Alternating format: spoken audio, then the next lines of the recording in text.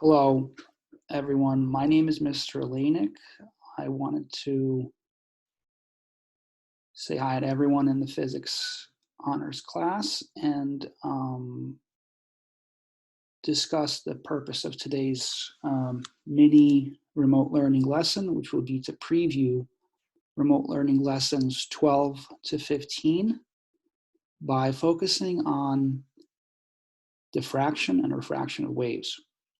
So for our first question, which is the do now question, let us think about why the student in this picture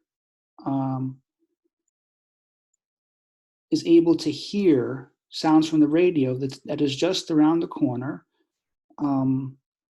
but which is not in line with the student's path.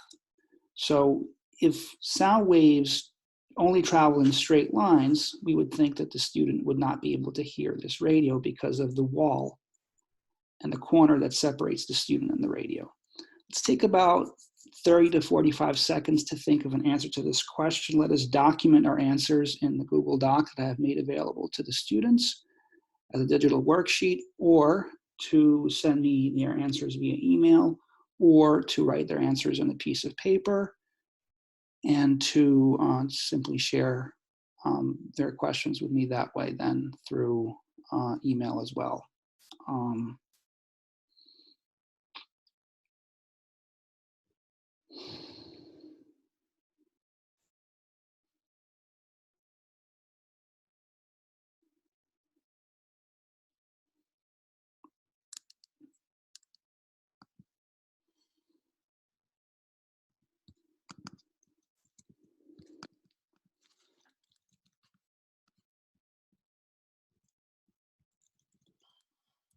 Okay, so for our do now answer, let's consider the idea that waves will propagate in this manner from the radio. And as a result of wave bending, so to speak, or the diffraction of waves, the student is able to hear the radio, although the radio is not in line with the student's path. So any answer that mentions diffraction or the apparent bending of waves around obstacles like walls will be the correct answer. If anyone has any questions about this answer, please feel free to contact me via email or using the Google form that I have made available to the class through Google Classroom. So today we're going to evaluate the relationship between refraction and diffraction by working on 4 performance tasks. We're going to do guided notes, we're going to do problem solving, discussion board game, and metacognitive questions, where we talk about how we can reflect on our own learning. And then we'll do an exit ticket. All of these answers are questions can be answered using the Google Doc that I've made available. Alternatively, students can simply write me an email with their answers and questions, or take a picture on something that's written on a piece of paper. So why should we care about refraction and diffraction of waves? So many people will not be able to see properly without the ability to bend light that enters our eyes using prescription glasses. So these prescription glasses can actually refract or bend waves of light. That allows us to see. So why is this important? So if we're driving, we're riding a bicycle or riding a motorcycle or even walking, we want to be able to see where we're going. If we don't have proper vision, unfortunately, we could get into a lot of trouble. So we will be graded based on the point scale that was mentioned previously to us in Google Classroom. Our remote learning summary is, do we answer all the questions? Do we use appropriate units? Do we show all of our work, and do we submit our work accordingly? So let's relate this to what we learned before. So let's take maybe 10 to 15 seconds to think about how we can fill out this graphic organizer using concepts that we learned before. So what have we learned before? What are we learning now, and how will we learn based on this word? What will we be learning based on this word bank? Let's just try to take make an effort to answer this. Okay, so first we learned energy earlier. We learned about the work energy theorem, the conservation of energy. Now we're learning about how sound and light waves are forms of energy that can carry energy from one place to another, and how they can also give information to people, either in the form of light or in the form of other waves. And then we could apply this to nuclear physics. So we could learn about how stars like the sun in our solar system gives us energy, which provides life, and how other applications of nuclear physics have been manifest in our society. So this is related to the following standards. HSPS 4.2, objects can be seen if light is available, and we could also model waves as energy. Now, light actually is a wave. There is a misconception. It's kind of hard to think of light rays as a wave, especially with the ray model of light that we're learning about in lessons 12 and 13, where for the sake of simplicity, light is being treated as a straight line. And when you go to the beach and look at the waves in the ocean, they don't seem to be like straight lines at all. And they also seem to have mass, right? So if you are on a boat in the ocean, if a wave hits your boat, you're going to feel it. If you're outside and you see light come out of a cloud and light from the sun starts hitting your eyes, you don't necessarily feel it the same way that you feel a wave hit the boat. But light is a wave. It does refract, it does bend. And this is actually a picture of white light passing through a prism. As a result of diffraction and refraction, you're able to separate the white light into multiple frequencies. So let's go on to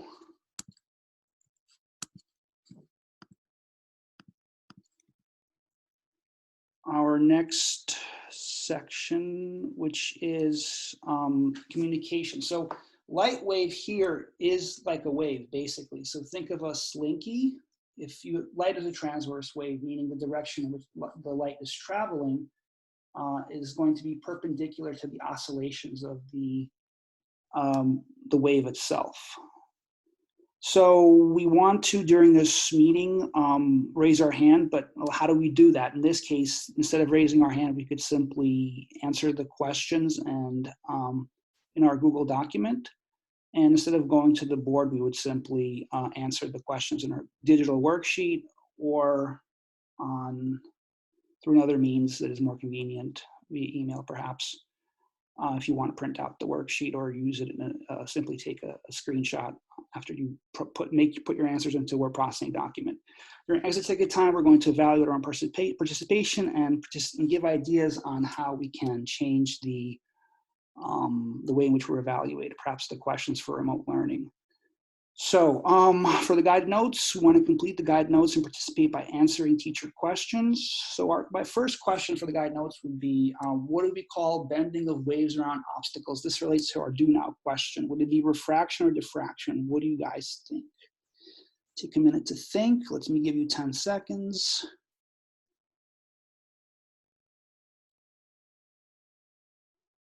So actually that would be called diffraction. Now, next question.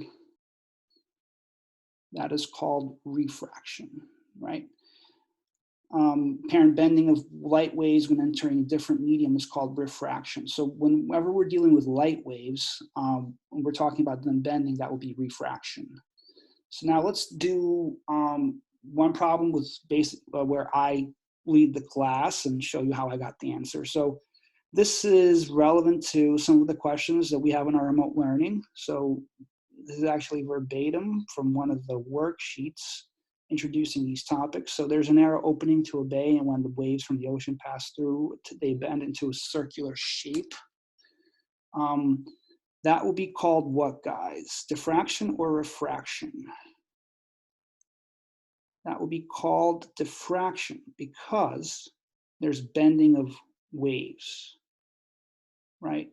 And we're not dealing with light, which bends when going from a medium which has a different index of refraction from the one from the medium from which it came. So for example, if you have this problem, let's say a spoon in a glass of water looks bent when the water meets the air. What would that be an example of? We have light waves in this case, and we have light moving from air, which has different properties than water. So let's take maybe 10 seconds to think about this one.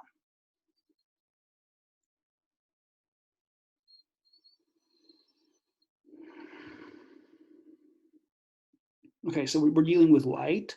We're dealing with light going from traveling from one medium or one space to another space that has very different properties. Air is very different than water. Water is more dense than air. Light will travel more slowly in water. Therefore, it will appear to bend, and that will change the way we perceive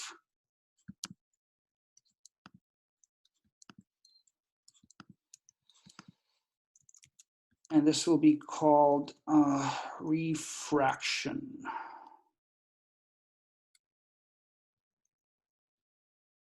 Refraction. Now, let's look at the another phenomenon where you hear a friend talking around the corner. Would that be diffraction or refraction? So these are now longitudinal sound waves, and we have moving of waves around obstacles. What would that be called? Let's take 5 seconds to answer this one. That would be called diffraction, right? So now let's look at connecting diffraction and refraction. Let's think of how refraction, which is on the right, and the refraction is on the left. How can that be connected with questions that involve why, how, other ways to solve, extreme cases, or call for evidence? Now, since this is a screencast, you guys could simply pause it and take extra time if you need to do this, or any other questions here. Time isn't an issue because this is not a live presentation. So you could simply pause the video and take as much time as you need to think. So let's just think of what we could do. For this, I would like you guys to document whatever you have, and then we'll move on to the next section. So our next section will be here. So you guys could earn points on your worksheet for asking questions that connect refraction and diffraction using these keywords. And then we're going to move on to the exit ticket. So I'd like you guys to assess your knowledge of diffraction and refraction using 4 criteria or 4 scales. You can document that in your Google Doc or through either a printed or a downloaded version of the worksheet that I made available in Google Classroom. So you want to verbally explain the difference between refraction and diffraction. Try to focus on whether or not this happens with light waves or sound waves. And then you want to ask yourself if you did everything that you could to do all your remote assignments properly. And then you want to provide some feedback about how the remote learning assignments can be changed in your worksheet. And you'd also encourage to reach out to me if you're having any problems. I know many students reached out to me and sent me basically attachments of the printed worksheets that they did, which was excellent. So that's also fine. They asked me questions about how to do some of the more difficult problems. Many of the difficult problems I turn into extra credit opportunities or enrichment opportunities. So just please don't hesitate to reach out to me if you have any questions. So now,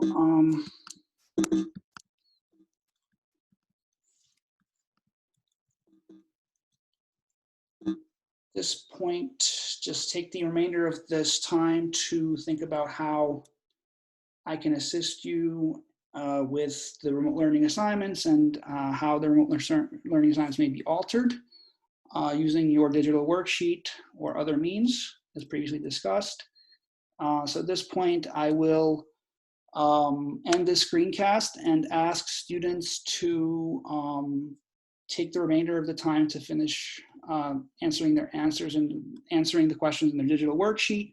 If you have any other questions or concerns, please simply email me at my school email, and I will provide further guidance if necessary. Thank you very much for your outstanding work during this time. I really appreciate everyone's effort, and please don't hesitate to ask if you have any questions. Thank you. Have a good rest of the day.